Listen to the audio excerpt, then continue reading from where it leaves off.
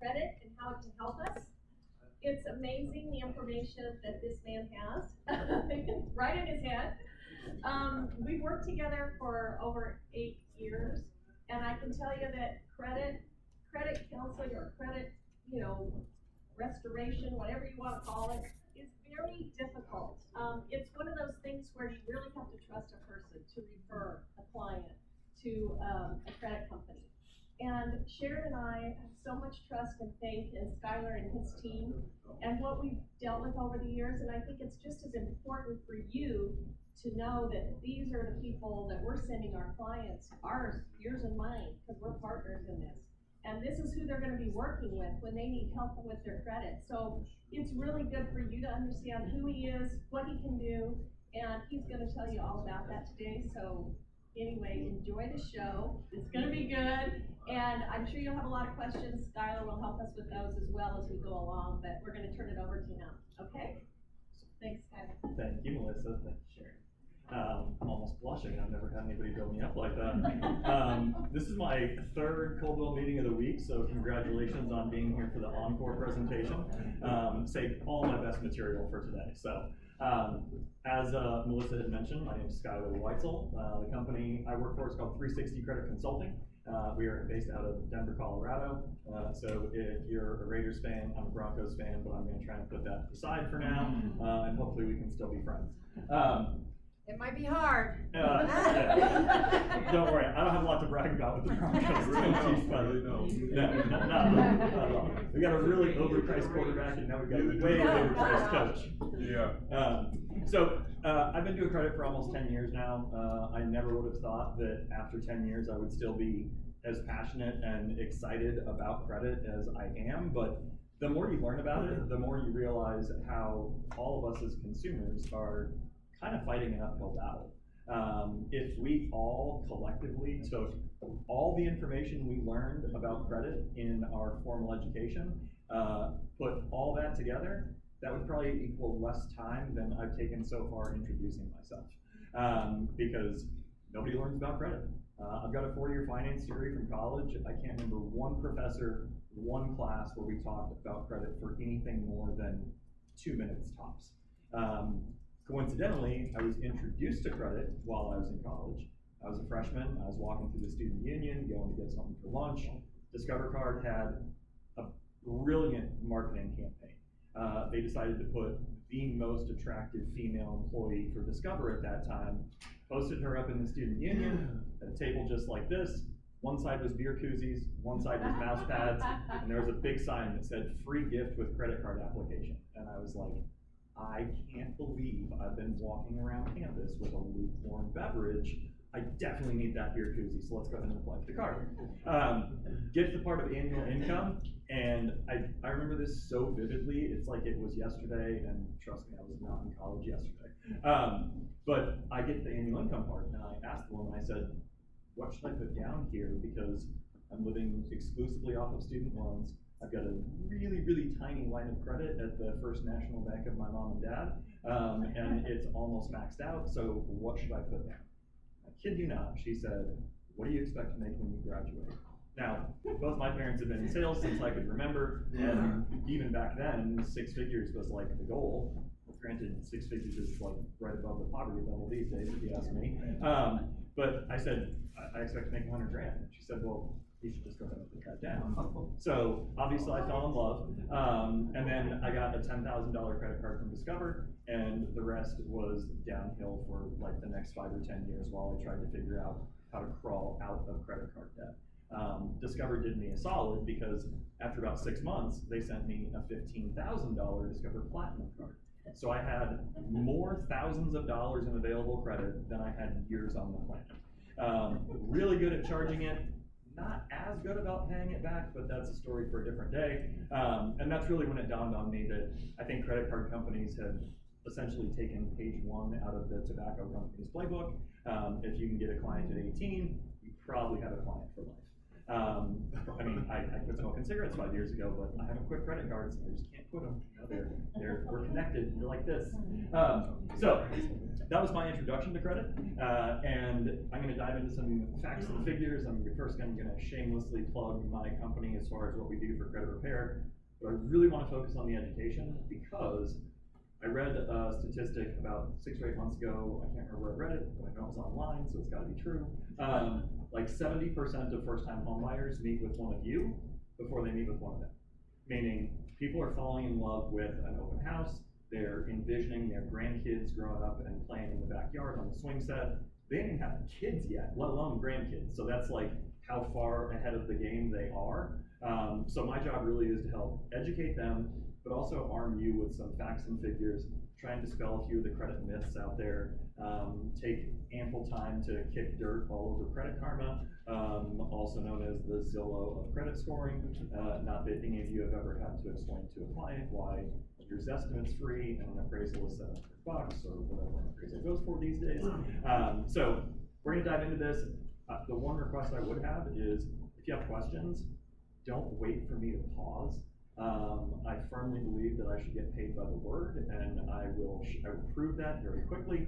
So if something doesn't make sense, get my attention, flag me down. Don't throw anything at me, please.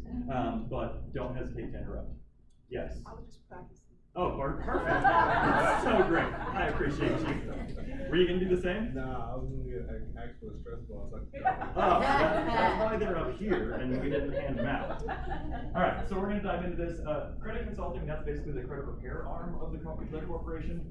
360 Credit Health is the credit monitoring platform that we built at the end of 2019. That was supposed to be the new sexy product that we took out in the field to share with realtors and loan officers. It was gonna be our new iOS Apple software update. And then something happened at the beginning of 2020. I can't remember what it was. Yeah, I think we know what I'm talking about. So we're gonna dive right into this and buckle up, because I'm correct. People that hire our company typically see their score go up about 20 points a month. Is a pretty good average. Average is an average. I can argue for or against that type of statistic. It's kind of like, how much is an average home in Vegas? Well, depends on a lot. But 20 points a month is a really good measuring stick for what type of progress we expect our clients to see when they hire us for credit repair. We're really big on communication. We're super big on being transparent. That was one of the reasons why we created the monitoring platform, is because we want clients to be able to see exactly what we're doing. If they sign up for the program and after 30 to 60 days, their score is the exact same as it was when they hired us, they're not going to continue to be clients. It also benefits us because we can hold the clients accountable.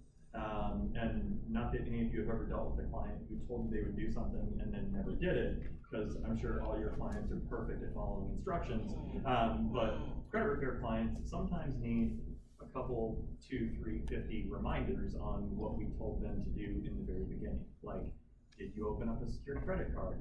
Have you paid your car loan on time every month? Bless you. So we're really big on creating a customized plan for each individual client. There's a lot of credit repair companies out there, and if you're bored and you're driving around town, call up Lexington Law, call up National Credit Care, call up creditrepair.com. They're all gonna give you a pretty similar pitch. We're gonna fix your credit, it's gonna be great, 60 days, you're gonna be ready to buy, that'll be $100, how do you wanna get started? And that's literally their pitch. Our average consultation with the client is around 30 minutes. We're trying to get down to the causes and conditions of what caused them to fall behind on their bills to begin with. Do they just suck at paying the bills? Because there's people like that out there. Or is it something COVID related? Is it divorce related? Is it employment related? Whatever the case may be, we're trying to figure out why. Because if we can establish what those bad habits are, that's when we can try and start correcting. Granted, some of our job is to try and get a leopard to change their spots, and that can be kind of difficult sometimes. All of our sales agents back at the home office in Denver are FICO certified, meaning they've gone through a 6-week training program, they've looked at least 500 credit reports, they've learned all the different FICO algorithms. That's super important to us because if you refer a client to me, it's paramount that when they're talking to somebody at my home office, that person knows more about credit than they do. that should kind of go without saying. But we take a lot of pride in the fact that every single person that works for us knows what they're talking about, knows how to give good guidance, and we try and avoid letting clients get passed around to 25 different customer service representatives, because if anybody's ever had to call AT&T to ask them why your coverage sucks, it's really frustrating to have to tell your same story to 15 people, only to hang up without a solution. So we really try and tie each individual client to no more than 2 customer service advisors. That way they know exactly what's going on. They don't have to repeat the same story, good or bad, every time they call in. 80% of credit reports have some type of detrimental error, which means statistically, out of the 15-ish people in this room, there's about 3 or 4 people with completely perfect error-free credit. No, I'm one of them. I'm not sure who the other 2 or 3 are. There you go. Now, the question is, are you willing to bet everything in your retirement account that you've got perfect error-free credit? Yes. Awesome. Love it. Most people are like, yeah, I'm not that confident. If you haven't checked your own credit recently, this day and age, there's absolutely no excuse to not know what's on your credit report. With that said, whenever you check your credit, typically it's more important to look at the source of that credit score than the actual number.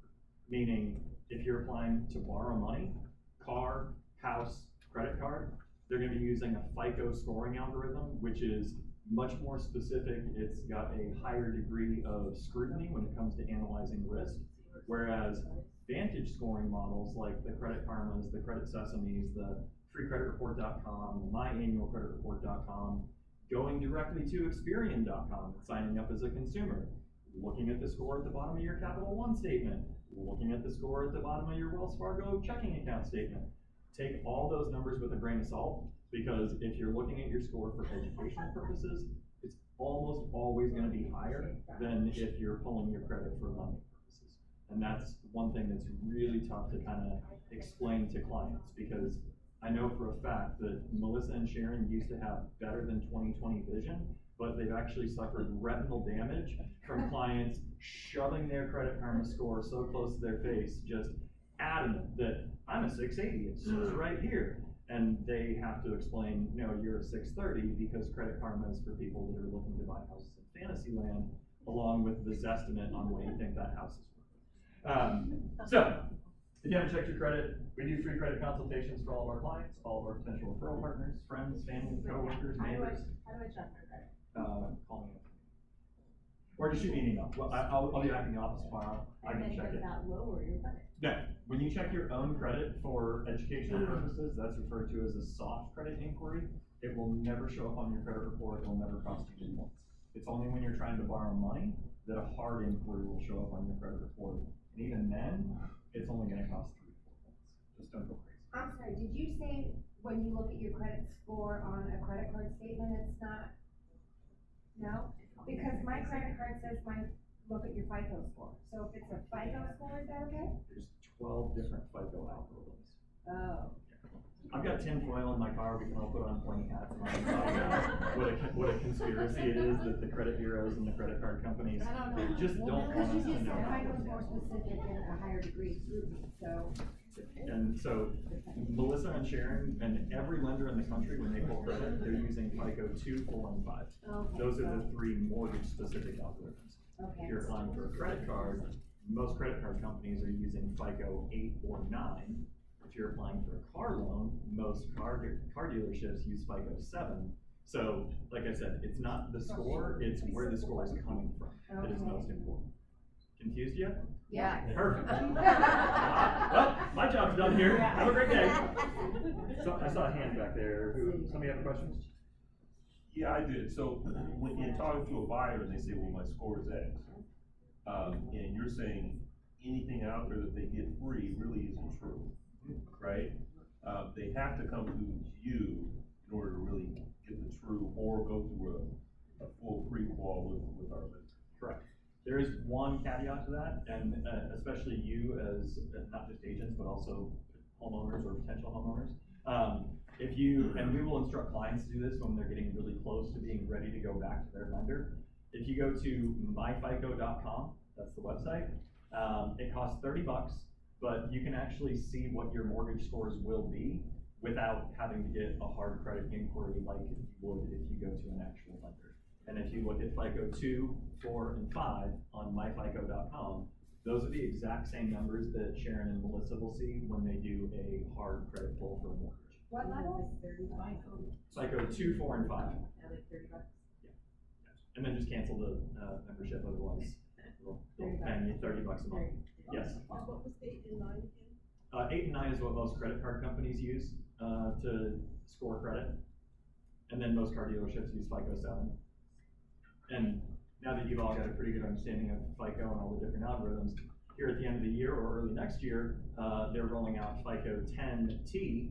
T stands for trended data. So lenders will actually be able to see a 2-year history on credit card accounts to see what their spending patterns are as far as like paying down their credit card. Do they charge it up and pay it off every month? Are they just riding along making minimum payments? That hasn't formally been rolled out, but it's on the horizon. So just when you think you know everything about FICO algorithms, they're gonna throw you a curveball and add a new algorithm to the mix. So why is that necessary when I thought the FICO score took that into consideration? The- As far as payment patterns?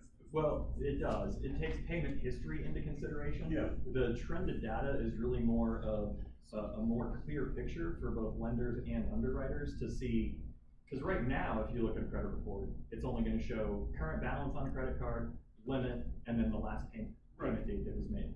To be able to see a 2-year history to see, does this person always pay their balance in full? Are they carrying a balance? Are they just making minimum payments? What's Are they better? struggling? Tells a better story. That's But why exactly it. is 2 years in the past, I mean, like that, It just to shows that degree? It Why just shows is a pattern of payment responsibility is really the best answer. What's the best way to pay your credit card?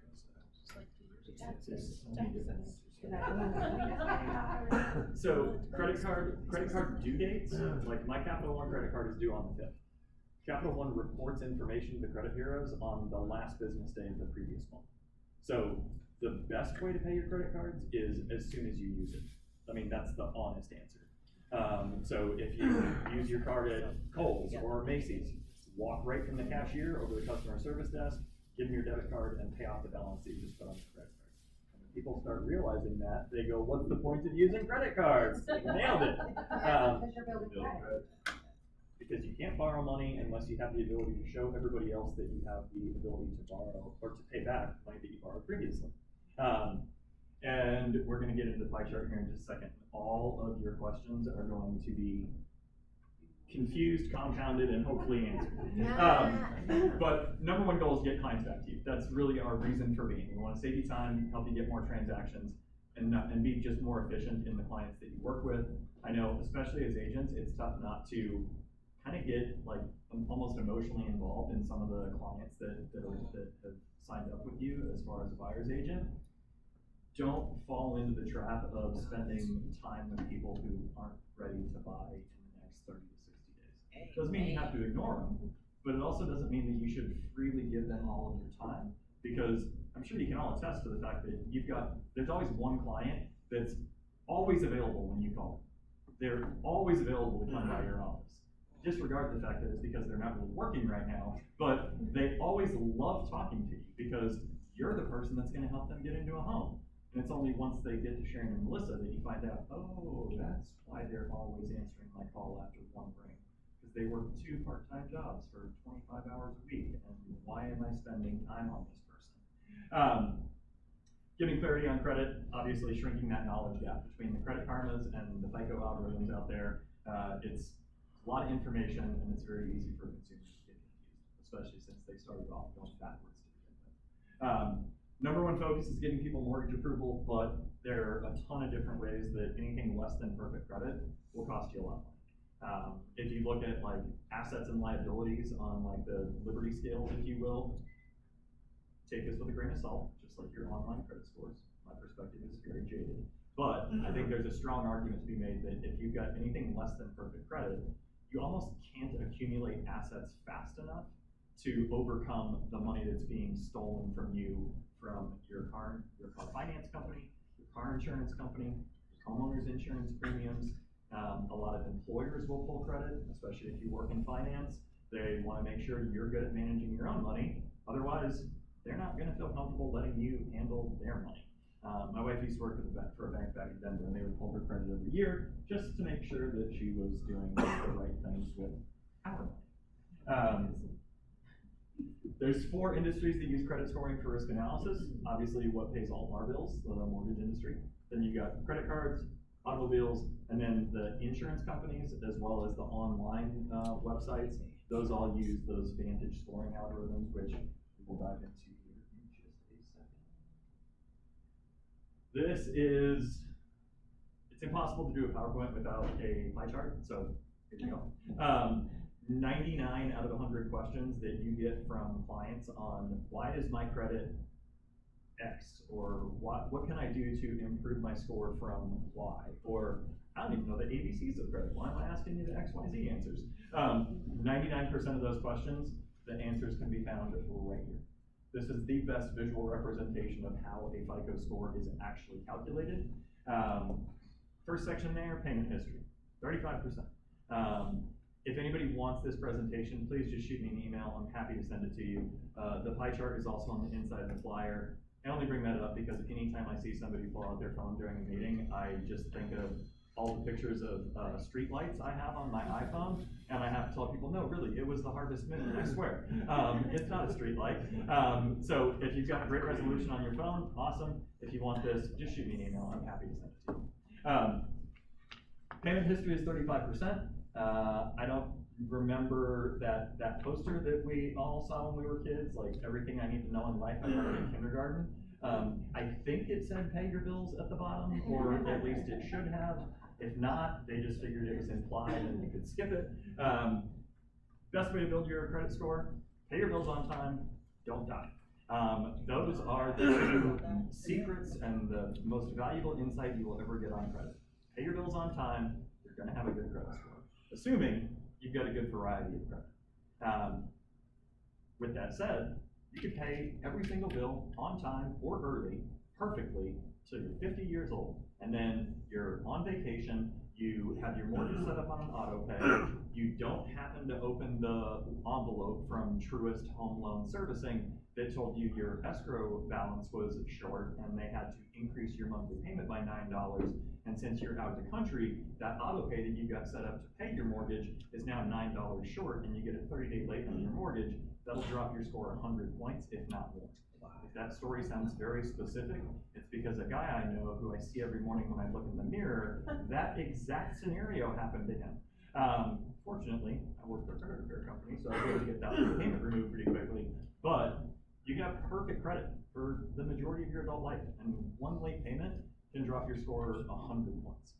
So late payment that's pulled on a credit card, they don't report that unless it's been a certainly good time. Is that like mortgage specific, or if you pay your credit card a day late, they charge you the interest, but they don't send it? If you pay your credit card a day late, you are almost, without exception, gonna get a 30-day late that reports to the bureaus. Mortgage payments do have a 15-day grace period, or at least most of them do. But yeah, if you don't pay your credit card by the due date, it's shooting yourself in the foot.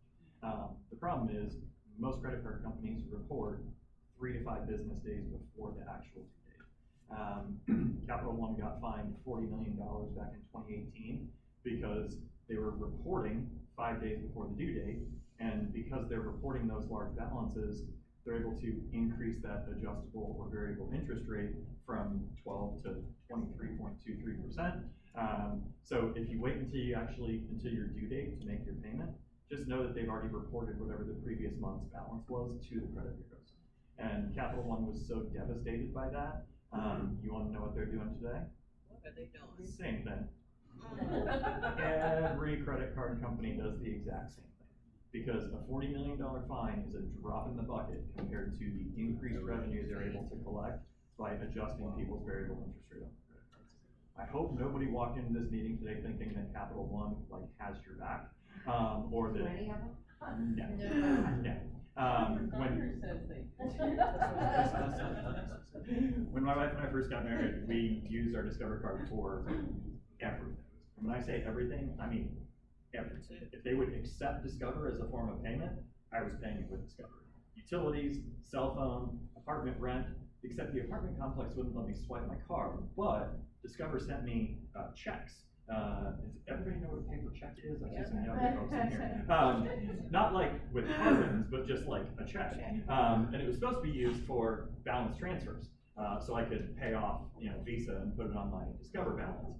What I didn't realize when I was writing checks to my apartment complex with those Discover checks is they were treated as a cash advance. So it wasn't just 18% interest, it was 35% interest plus a percentage of the check amount that I was writing.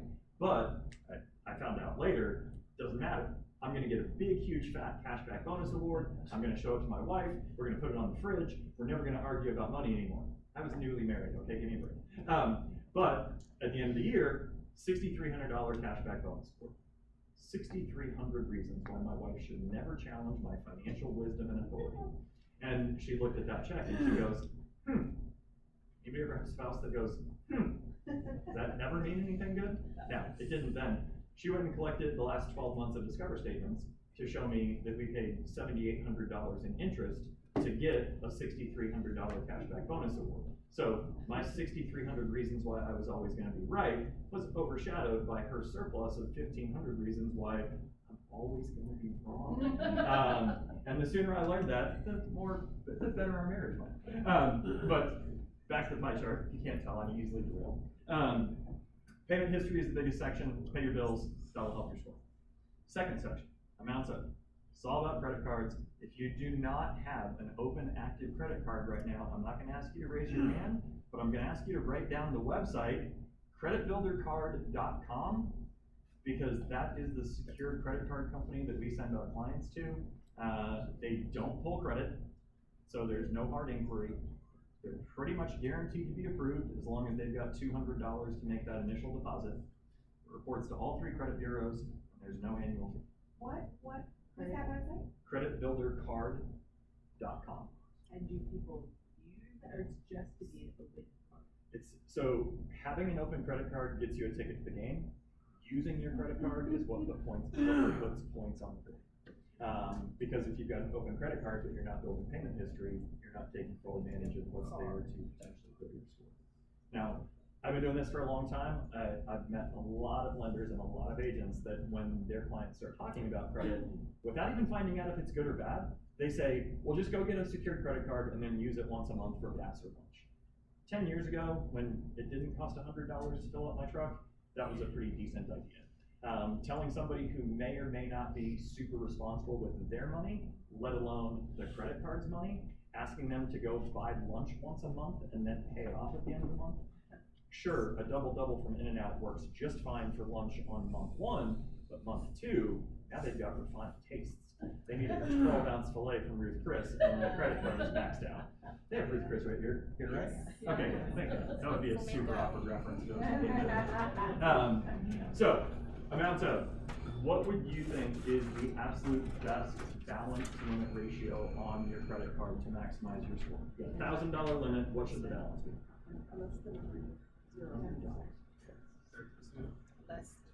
Everybody says 30% because that's like the industry standard. 10% is really the sweet spot. And where that really matters the most is if you've only got one credit card, that's a third of your score. The difference between a 30% utilization and a 10% utilization can be the difference of 15 to 20 points. Also known as the difference between getting approved or having to work on your credit. So, in a perfect world, which obviously we're far from that right now, 10% on each individual card is the best rule of thumb. Now, on the online scoring resources, even on Sharon and Melissa's credit reports, it shows a cumulative total of your total available credit and then your total balances on all your credit cards. But if you've got 3, 4, 5 credit cards, sometimes it's really tough to get all of them paid down to 10%. So what we educate our clients on is start with the smallest limit card first, pay that down to 10%, and then work your way up to the next larger card. I used to make the mistake all the time at Discover Card. I had a $10,000 limit. Felt like it hovered at about $99.98 every single month. And I was always trying to throw extra money at that. Because that's the one that caused me anxiety, it was costing me the most in interest, it felt like it was the one that was most out of control. When, in hindsight, my score would have been greatly increased by paying down my $500 Lowe's card to $50. So my score would've gone up more by paying them $450 than paying Discover $4,000. Is there a number of cards you'd recommend for people to have? As long as it's one. Really. Okay. Because, and now, if you carry a credit card and it's a no limit Amex, that's not technically a credit card account because it doesn't have a preset spending. No limit American Express cards are found in this other category. I've been doing this a long time, I've yet to have a client come to me that needs credit repair that only has a no limit Amex. Right. Those things are not usually tied together. But I definitely know a lot of agents and a lot of lenders that have like the original green Amex that Jerry Seinfeld used to do commercials for. Yes, that's how long I've been watching TV. But no limit Amex, not a credit card. You guys didn't think I was that old, did you? I saw you looking at each other. All right, amounts owed, credit cards, that's where most people screw up. So that's where we spend a lot of time educating them, putting together a customized game plan on which cards to pay down in what order. If you're like my wife and you never walked into a department store without walking out with one of their credit cards, nothing wrong with that. It just dilutes each individual card's value. If one card's 30%, having 10 cards, each of them are only 3%. So just be careful on applying for 2 credit cards. As long as you got one, that's all that matters. You got a $10,000 Visa, you can use that at Kohl's and Macy's and Victoria's Secret. You don't have to get Kohl's Cash. Although, we all want it. Kohl's Cash is like the new crack of retail department stores. What about credit cards ask you like, should you or should? As long as they're not re-pulling credit, that's fine. Because with that said, the limit doesn't matter other than stroking our individual egos. Because I never want them to. yeah, $500 Lowe's card is having the exact same impact on my score as my $15,000 Capital One card. Tiny flex, sorry. Yes. So if you're getting automatic increases, should you be asking if they're pulling? You'll be able to see it on your credit report. Even on Credit Karma, it will show hard inquiries. If you're already a card holder, most companies are just gonna do a soft pull just to make sure that you haven't done anything else with any of your other accounts that would prevent them from wanting to increase your limit. Okay, second question, so if it's frozen, can they still do that, or? Yeah, it's a great question. If you've frozen, or if any of your clients have frozen their credit at the credit bureau level, you can still do a soft pull. Because I've got all my Social Security is locked down tighter than Fort Knox. I've got LifeLock, I've locked all of my identity at all 3 of the bureaus, plus I've got credit monitoring through our platform, so I've got multiple layers of protection, and I can always refresh my credit report on Credit Karma. But if I have Melissa or Sharon pull my credit to refinance one of my properties, I'm gonna have to call the bureaus or just text them and let them know that I give them permission to pull my credit. If you do freeze your credit, make sure you write down whatever your PIN code is, because that can be a monstrous pain to try and unfreeze your credit if you don't remember your PIN code. You can give them every personal identifier and they'll be like, I don't know if it's you without that PIN code. So make sure you keep that in 6 months. Is there another question? What if you want to increase your credit limits? It's fine. I mean, if you already have the card, then it's gonna be a lot easier to get a credit limit increase without them having to do a hard pull on your credit. If you're just applying for a new credit card, that's always gonna have a hard pull. Does that make sense? I'm getting through this pretty quick. I spent like 30 minutes on this yesterday. I think I spent people asleep. Any other questions on credit cards? So what if you just don't use it and then they cancel it? Does that affect your credit? Yes. There's no sense in having a credit card if you're not using it. Because you wanna build up payment history, you wanna build up actual length of credit history, and when the card gets closed out by the credit card company, you lose everything that you spent months or years building up. Before they close it though, they'll put it in what's called an inactive status. And every credit card issuer has different guidelines on how long it has to stay at 0 before they deem it inactive. When it goes inactive, it's no longer being fed into the scoring algorithm. And when it's inactive, that's when you're really running close to them closing it out for you. So if any of you have credit cards that maybe you don't ever carry, you haven't used them in a while, that's what subscriptions are for. Netflix, Spotify, Amazon Prime, $3.99 for your Apple iCloud data backup every month. Or I can help you use it, so don't worry. There you go, there you go. Don't ever worry about that. But whatever you do not close them out. Right. Yeah, Because never. we see credit reports where they have 20 credit cards, they closed all of them because they don't use them, and now they're like starting new credit Yeah, over start again. all over. You know, they wanna apply for a new credit card. When they had 60 months of clean credit, and now it's gone. So specifically, like I closed out, I think, one after I got married, 10 years ago. And the second one, a couple years after that, so we were being really together. So that was like 7 years ago. As long as you Go back and play. as long as you've got, still have an open active card, that probably didn't hurt you, and if it did, the damage is And what long about since. like I have only one credit card in my name. Okay. The other two, I'm an authorized user on, because one account. Authorized user, you get all the benefit of going back to when that card was open. Okay. Yeah. Visa, MasterCard, Discover, if you get added as an authorized user, you immediately inherit all of the history going back to when that account was first opened. It never hurts the account holder, it only benefits the authorized user. The good thing is, if your husband ever defaults on that card, you can actually remove yourself as an authorized user and you don't owe the money. Yeah. And there's many times we suggest that. You didn't mention Amex on that, Because American Express, if I add you to my American Express card today, it's been open for 10 years, you only get the benefit of from today moving forward. He had me did on that one, but, so for Amex, they don't, for the other three, it's the last one. It's just one of the weird quirks of Amex. Great card, very finicky on their guidelines. Skylar, before you go on, I have one question. So when you were talking about putting off the balance before the due date, like immediately, I remember hearing, it might have been a year, 2 years ago, that if you are constantly paying it off before the due date, then it doesn't always recognize that you're even using the account. I could go and buy something with my Capital One card as soon as I leave, which I'm probably going to, because I've been looking at a new jacket on Amazon. If I pay Capital One 10 minutes later, they're still reporting an average daily balance, even though I didn't carry a balance for more than a day. The only thing that really matters is that you got an on-time payment every single month with every single open credit card. That's the best advice I can give you. On time is before 5 days? Yeah, on time, yes. I mean, at least a week before the due date is when I pay all of my credit cards. I really try and get in the habit of, if I use my card, I try and pay it off the next day. Just because I'm really OCD about credit, shocker. But I've also got, I've got a big, they don't have Cabela's out here, but they've got Bass Pro Shops. I got a Cabela's card back in Denver. It's literally sitting in my bank safe, because if I take that card and let it see the light of day, it's only a matter of time before I'm justifying some stupid purchase that I don't really need. But in the moment, I can convince myself how bad I need a new bow, or how bad I need new hiking boots, or God, we just got those Gore-Tex sleeping bags 8 months ago, but these ones are supposed to be really cold, so I better get one that's rated for 30 below.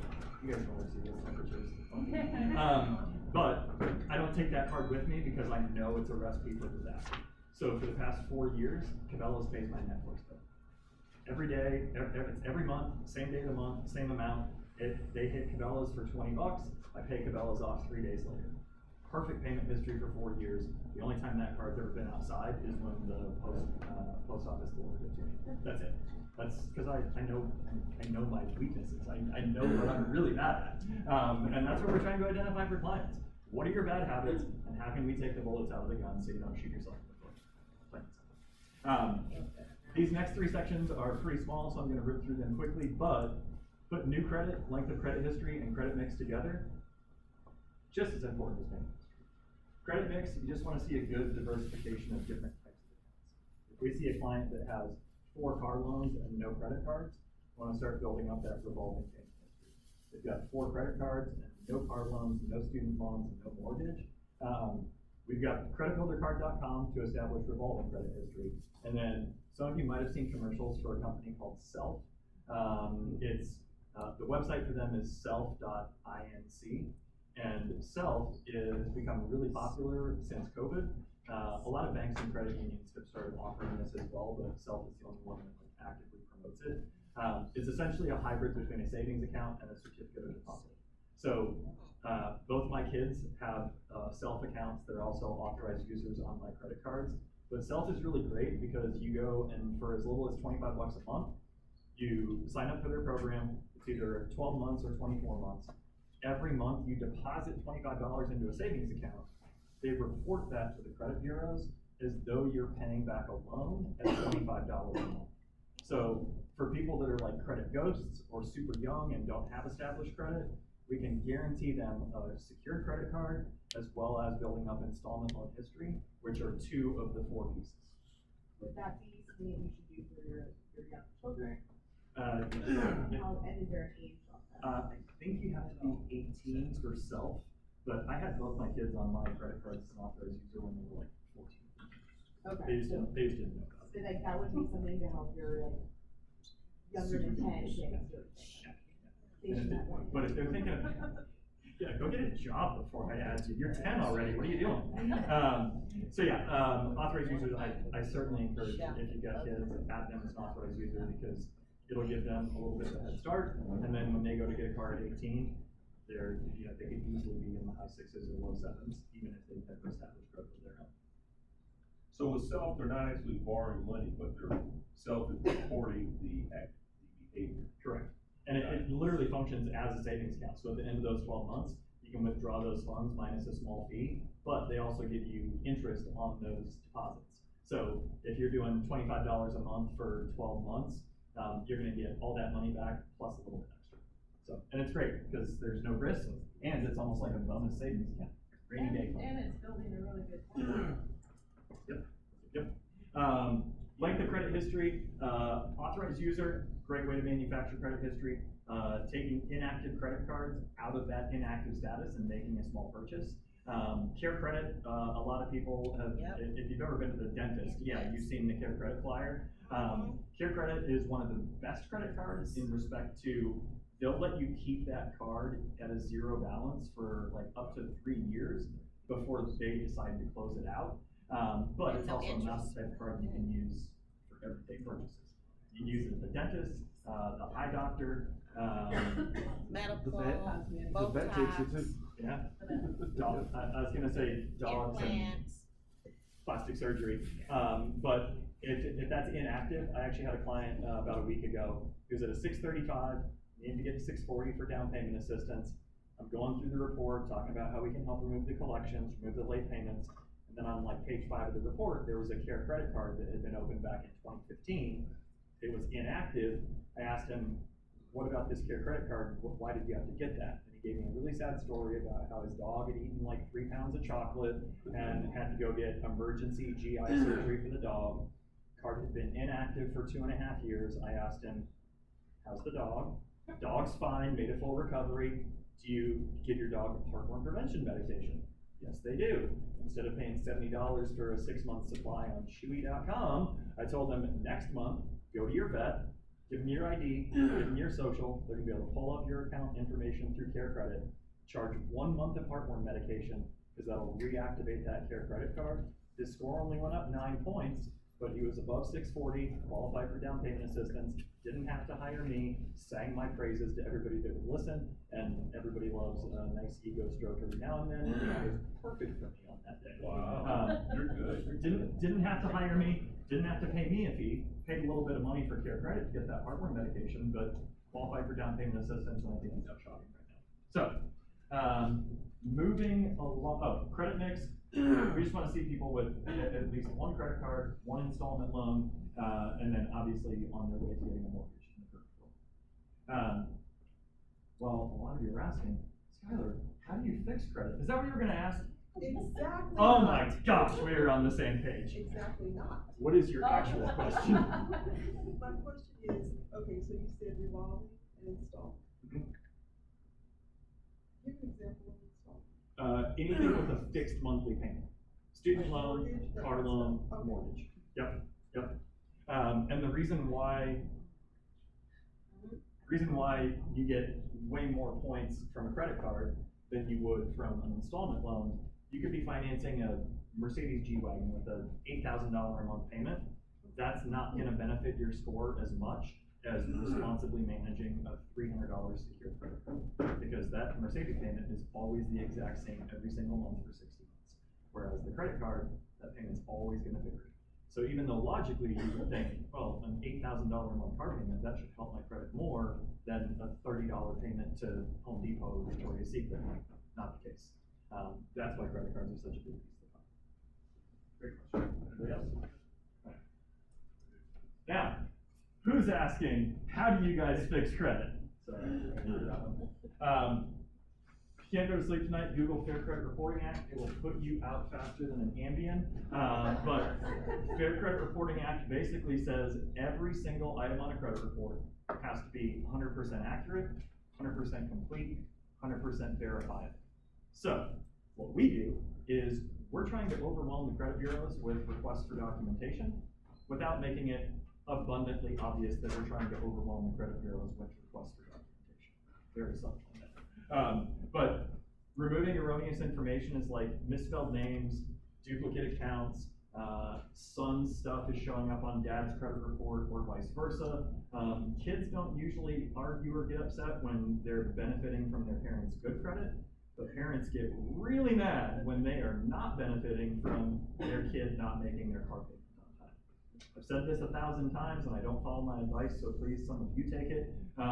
Never co-sign on a loan for your kids on a car unless you have the foresight to set up a payment to come out of your bank account, and then when your kids don't give you cash, you can be the repo man. That's exactly how my kids are set up on their car loans, even though I tell everybody I never co-sign on a loan for my kids. I'd much rather do that than let them drive my car, because I'm selfish like that. But I also make sure the payment comes out of my checking account and they pay me cash before the due date. Not the due date or statement date, I don't really care. I just want cash. And if they don't pay me, they don't get the car. So, there you go. But erroneous information is like, I think you can probably guess how many times my first name Skylar has been misspelled. Sometimes with an E, sometimes with an SCHUY, LER, LAR. When I first got into this industry, I had 5 different misspellings in my name. I just sent out a quick identity verification to the credit bureaus, fixed all the old stuff. Most erroneous information isn't necessarily hurting the score, but we're going for 100% accuracy on every aspect of the credit report. So the erroneous information is kind of our low-hanging fruit. Old addresses, old employers, misspelled names, junior, senior mix-ups. Non-verifiable evidence is really how we get items removed. Couple of examples real quick. A collection company buys a debt from a doctor's office, or from T-Mobile, or from Progressive Insurance. Collections sell for about 4 cents on the dollar, which is when you realize that, you realize why collection companies are evil, and how they don't have to be very good at what they do to make a pretty healthy profit margin. I know as agents, you probably aren't seeing as many credit reports as Sharon and Melissa have, but it's very common to see Midland Funding or Portfolio Recovery Associates, those are 2 of the bigger collection companies in the country, or LVNV Funding. I think they have collections on everybody who's ever set foot in the Las Vegas Athletic Club. I think like half the people in Vegas have LVAC collections. But if I default on a $1,000 bill with Xfinity Wireless and they sell it to a collection company, that collection company isn't paying more than about $40 for the right to try and collect kind of a pretty good gamble, right? They only have to scare a few people into paying full price, and then the rest is pure profit. But since they're only paying 4 or 5 cents on the dollar by law, they're supposed to be able to produce original documentation from the original creditor within 30 days. And if they can't do that, then the entire collection has to be removed from the credit report because it was inaccurate, incomplete, and or unverifiable. Usually all 3. So medical collections, we play Fair Credit Reporting Act against HIPAA guidelines, very sneaky, but also very effective. Because when collection companies buy bad debt, they're usually not getting anything more than like a name, a social, an address, maybe an email, maybe a phone number. They're not really good with attention to detail. So when we ask them to start producing original documentation, they have to make kind of a game time decision. Do we wanna pay somebody to look for this information, or do we wanna just set it to the side, because I've still got a stack of 500 other letters that I have to get through today? Like I said in the beginning, we're trying to overwhelm them with requests for documentation. Clients are paying me to send questions in writing that the creditors have to answer in writing. My processing team hand writes our investigations. We hand write the envelopes. They affix an actual stamp to the envelope. Because if we're sending out computer-generated letters that we're running through a postage meter, the bureaus are gonna red flag those and put them to the side because they know it's a credit repair company that's doing the work. We wanna give the bureaus the impression that all of our clients are sitting down at their kitchen table, writing out letters to the credit bureaus, demanding that they stay compliant with their credit reporting. They can, but they don't. How many have time to do that? Nobody has the time. I mean, I've actually told clients on the phone during the consultation, you can do everything that we're doing for you, you just have to figure out how to squeeze another 20 hours into your current work week. And furthermore, most clients, they might send out one round of letters, and if the information is verified, they're gonna throw their hands up in the air and be like, well, I tried. For us, we're constantly hammering them month after month after month. We've got a lot of incentive to get these results, whereas clients, I'm sure all of your clients are perfect at following through on construction you give them. $200 a month. So it's $199 if you don't have a referral, but they get a $100 referral discount, so it's only $99 to start and then $99 a month. I have a question about that. So do you have a minimum amount of months somebody has to sign up for? They can use you for just 1 month? There's no contract, no commitment of any kind. These are the items that we can get removed, and that is basically every single negative item that will impact the credit score. Inquiries and collections are a lot easier to remove than tax liens and judgments, but every single item on here is not a question of if we can, it's more a matter of how long is it gonna take. And that's the toughest part about what we do. I can't ask the creditors to provide 30 pieces of documentation and expect them to get that back within 30 days. So I'm usually limited to asking for around 4 or 5 pieces of data, and then I wait 30 days. At day 28, we're sending out round 2. We don't want there to be any lapse between that first round and that second round. So like I said, trying to overwhelm them with requests for documentation. We're just trying not to be too obvious about it. The other part is, we don't know what they have and what they don't. So we have to start with kind of basic information, name, social, mailing address, the time the account was opened up, and date of birth. Doesn't seem very effective, but you'd be shocked at how many like really, really big multinational companies don't keep 100% accurate records for more than 2 years. Case in point, Sharon, if I asked you to come up with a loan application from 1.5 years ago, where would you look? Or why would you care? But to get a hard copy with the original signature, that might be a little bit more. Exactly, Yeah, yes. So when you check it for like name changes or things that are not correct, so just say you have someone as John or Jane Smith, and then she became Jane Johnson. Yeah, Jane or whatever. So how do you know which one that name really applied to on that particular? In that situation? Yes. Great question. Every client that signs up, we ask them for a copy of their driver's license and or social security card for identity verification. And then we ask for a utility bill, bank statement, paycheck stub for address verification. And we send those documents in with every single letter we send to the bureaus. That's how we're cleaning up those old addresses, old names, incorrect names. So if a person had a account that was in the first name, Jane Jones, whatever, and then 2 years later, they became another name. Mm-hmm. So the original one was correct at the first name, but your documentation has the second name. So you remove the first name because it's no longer that. We would remove that AKA or alias on the credit report, but the account itself is still gonna stay there, provided it's a good account. Now, if it's a negative account, we will definitely use that to our advantage by saying, look, our client is Jane Johnson, but this collection is reporting for Jane Smith. What's the deal? We need original documentation with Jane Smith's name, and the likelihood of that creditor or collection company, A, having the documents, and B, wanting to go find it, is pretty slim. But if it's a positive account, we're not gonna go after that. We don't care. No, I'm not saying positive, Yeah. in a negative sense, Yeah. yes. What's a charge off? when a creditor charges the debt off their books, so they don't have to carry that bad debt. You mostly see charge-offs with defaulted credit cards or repossessed vehicles that still has a balance. Or the person I was talking to this morning that had a gap insurance issue with a totaled vehicle.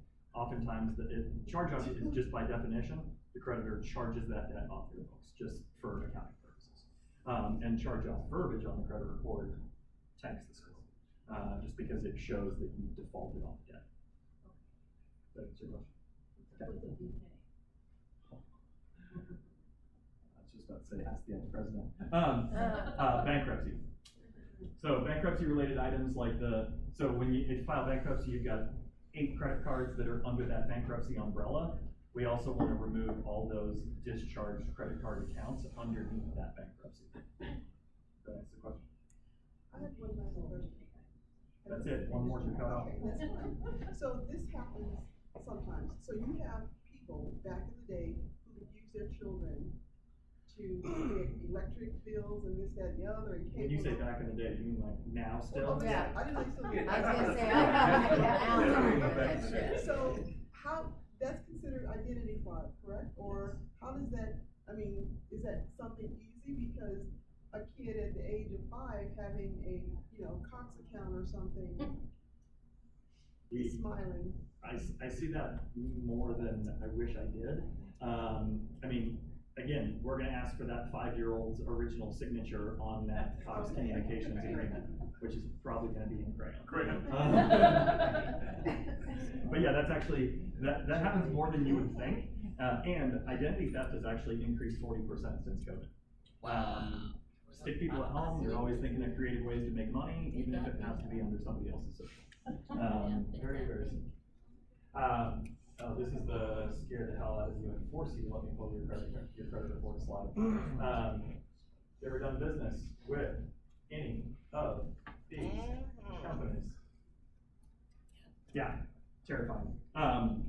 Every single one of these companies has admitted, keyword being admitted, that their data has been hacked or compromised in the last 8 years. Even if you've never dealt with any of these companies, if you deal with Citibank, you should pick a different bank because they can't even spell Citi right. But if you've never done business in any of those 6, there's like a 47% chance that your data was compromised during the Equifax hack of 2018. 147 million consumers' personal information was leaked during that hack. I'm a firm believer that TransUnion and Experian will probably admit that their data has been hacked. They just are letting Equifax take the fall for it. But Equifax is making everybody whole again. If your data was compromised during the Equifax hack, they are sending out refund checks of $5.71. Sorry we leaked your data, here's a latte. This is a horrible joke, but every time I see a client that says, hey, I just got $5, an email that says I am getting a refund from Equifax for $5.71, I'm reminded of the Steve Martin masterpiece, The Jerk, where he had to write refund checks for the OptiGrab. If you haven't seen that movie, you should. If you don't know who Steve Martin is, then well, we got problems. So what we also have at no additional cost, we've got Fair Credit Reporting Act attorneys. Jim and Rich have been litigating for clients when it comes to credit discrepancies for over 40 years combined. They don't take a lot of creditors to court, but when they do, they've got like a 90 to 95% success rate. And when they get a settlement, we split that with the client so they can have more money for a down payment. Blatant issues that are wrong on a credit report, like medical collections for active duty military members, medical collections for Medicare and Medicaid patients. People that don't even know how to read credit reports look at the credit report and go, that's wrong. That's what we're going to send to Jim and Rich so they can send out really nasty letters to the credit bureaus. We don't, like I said, they don't have to go to court very often because usually the nasty grams that they send out get items deleted, but not a lot of credit repair companies actually have a chance. You've got Spanish-speaking clients. One of the owners of 360 was raised in Mexico. Super important that we be able to work with the Spanish-speaking community. The problem is most Spanish-speaking clients don't have bad credit as much as they have no credit at all. They're kind of like Dave Ramsey graduates. They just don't want to owe anybody any money. They refuse to pay interest.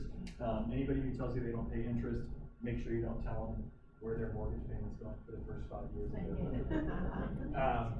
This is my biggest pet peeve. I'm not gonna talk about houses, because we know that rates impact or scores impact your rates. Most everybody knows that your credit score impacts your auto loan interest rate, but auto insurance.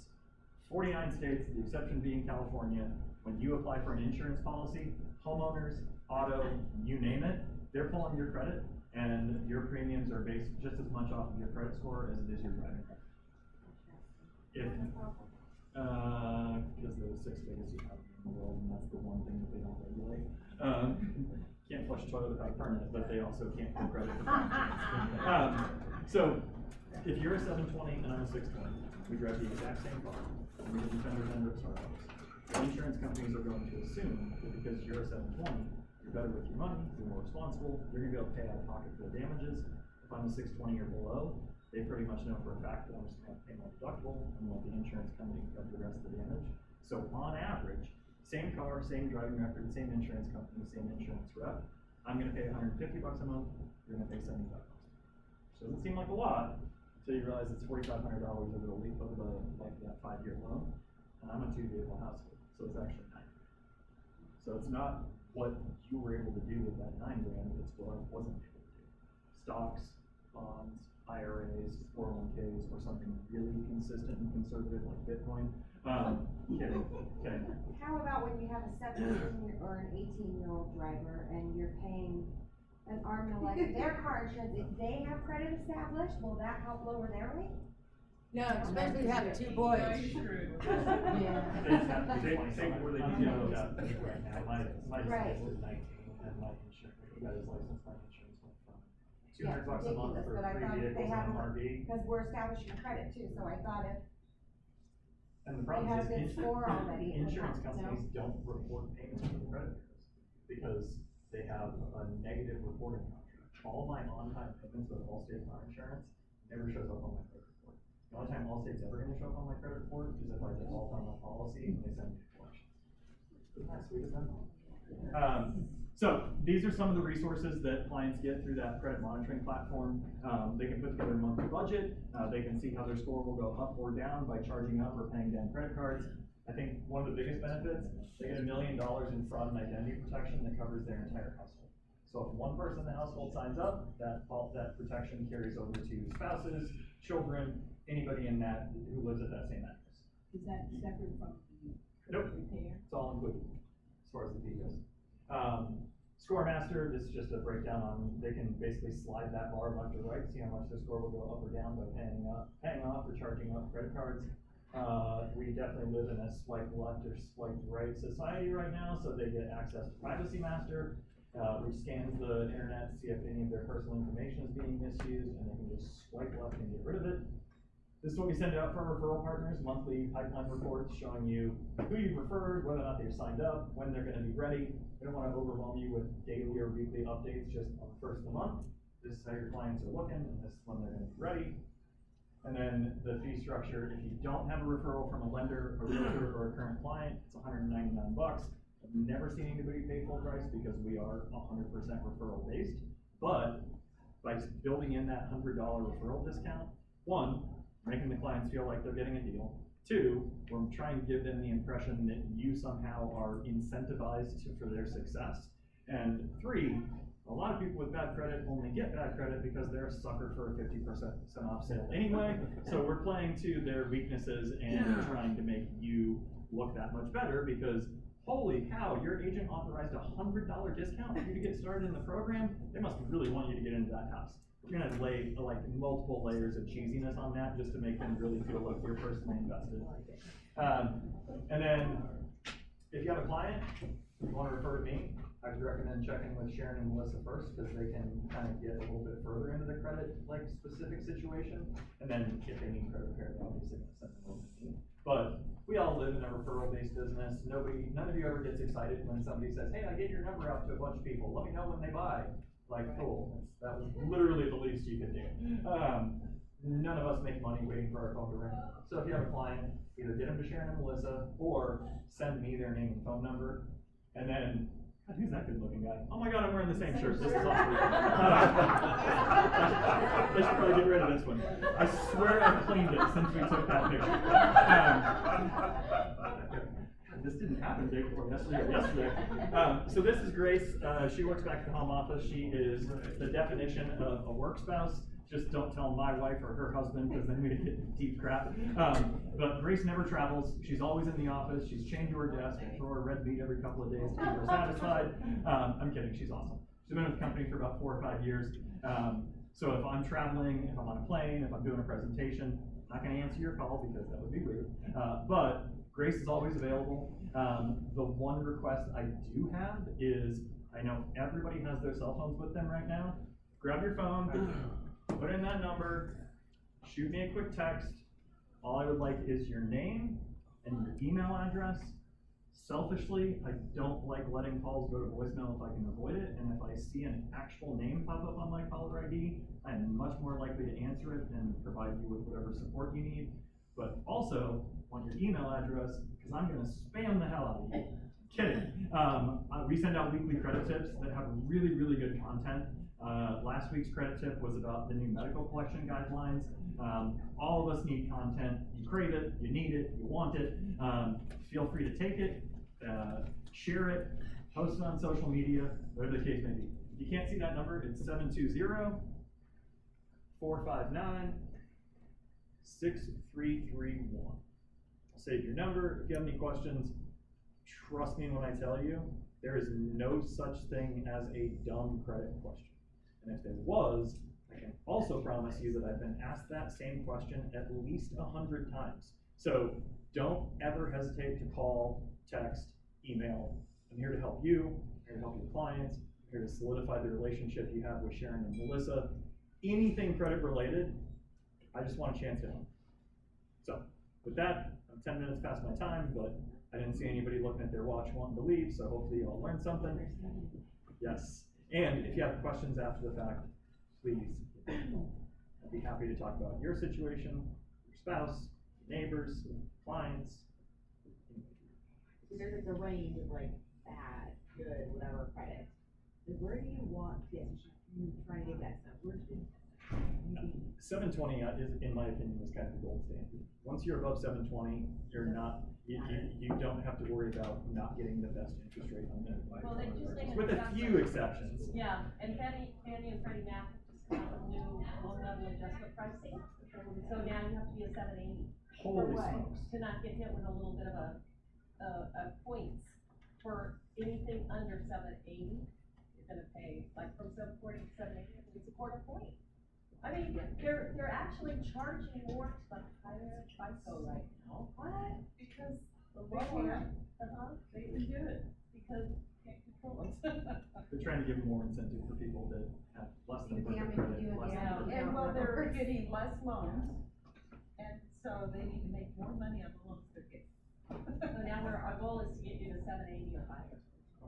And that's one of the things that Sharon and I do for clients anyway on a regular basis is, we get your loan approved, no problem, it's 700, okay, so your loan's approved. But we're thinking in the back of our mind, but what can we do to get your score higher? Because it's gonna help you in so many other ways. And we give people the option of doing this, but we say if you pay down a credit card or if you'll do, maybe we can help you get this medical collection removed. Because what is it gonna do? It's gonna make their MI lower, their interest rate better, their car insurance, like Skylar mentioned. There's so many aspects of our lives that credit, it can, better credit scores help you that you don't even realize. And we refinance people that have come to us and said, my original lender, which wasn't us, didn't tell me to get my score up higher. Yeah, you're telling me to do this, and now my payment's going down even more. Which we could have told them to begin with, but maybe for a quarter point, they went to another lender, but that quarter point wasn't really the best rate. The best rate was gonna come out of what we could do for them in the long run.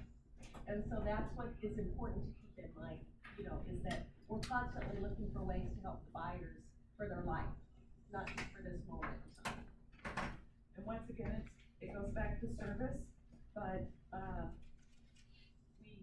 Javon was talking about his client, and the lender that his client was with since last October was not doing a rapid rescore they said, pay this account, which was the wrong information, your broker's points, I think it was. And, he gave a wrong information, and all he was doing was waiting for the bureaus to update. So he would give her a little information, do this, he waited 30 days, 45 days, then updated the credit report, okay, we're still not good enough, do this. He waited another 30 to 45 days, and that's why it took from October to now for them to finally say, we can't help you. That's terrible.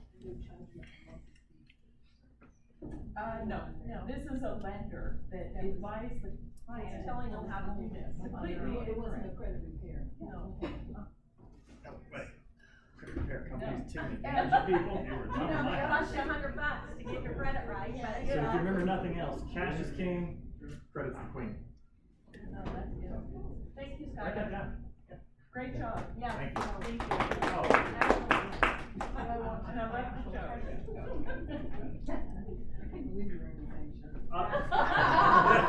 You wanna know what's gonna happen to this shirt? Yeah. You're not gonna be warm. I love this shirt, I look good in it, brings out my eyes, you know? Scott, you should have said I always buy in threes. There you go, there you go. Yeah, that was taken on Monday, this is my, this is my Thursday shirt. Thank you, everybody, I appreciate your time, and would love to help however I can.